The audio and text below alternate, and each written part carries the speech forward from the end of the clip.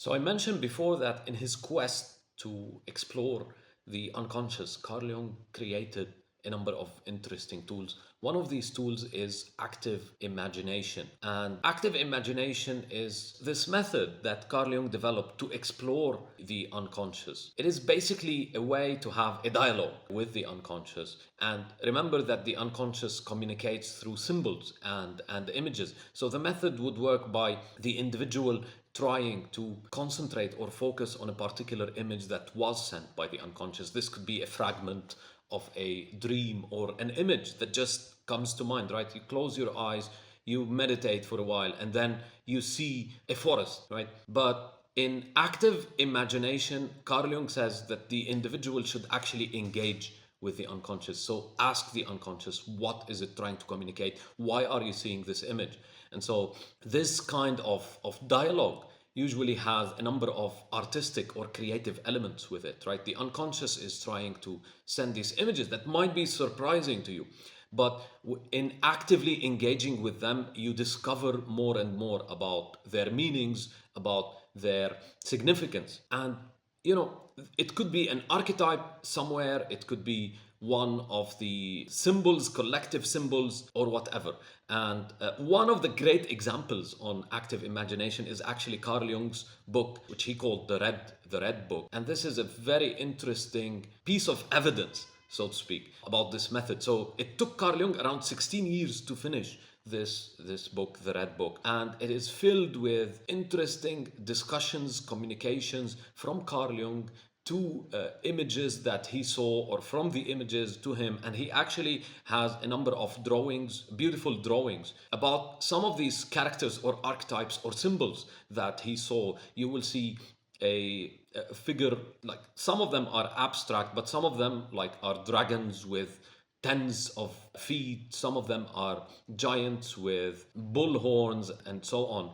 And in it, he draws what he saw and tries to communicate with it, tries to interpret and explain some of these figures. This method, this beautiful method of active imagination with its links and practical applications, not just in psychotherapy, but also in creativity and so many other fields, is itself, or can be seen, not only as a way for exploring the unconscious, but a step in what Carl Jung calls the process of individuation. And here we should talk about this issue of integration, the individual integrating different elements of their psyche. If the subconscious is trying to tell you something, it is trying to say that thing for a reason. It is trying to communicate something. Maybe it is some shadow hidden somewhere that has been repressed. And this repression of the shadow prevents the full integration, the human character achieving its actualization, its highest potential, right? So in this sense, this process of active imagination can lead to an integration of the opposites, right? As you understand some of these things coming from the unconscious, you integrate them into your personality, into your psyche, and this leads to growth and development. It is interesting here to look at Carl Jung's attitude in general towards the mystical and the unknowable by connecting some of the things we discussed in the previous section when we talked about archetypes and the unconscious, and active imagination that we discussed in this section. So basically, the mystical or the unknowable shouldn't be neglected, right? We should engage with it somehow. And so this is why this approach of active imagination starts by receiving, by being open, by accepting these images that come from the unconscious.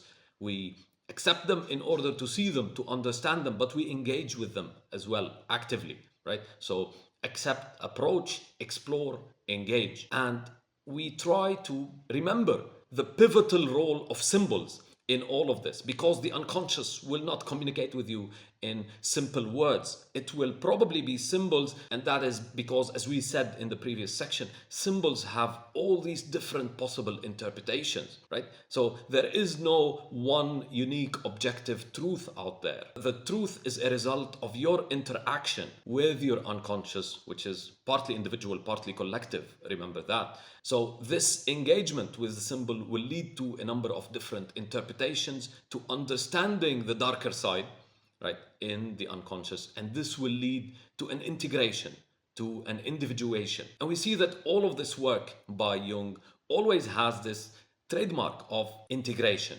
integrating art and science, fact and feeling, emotion and rationality.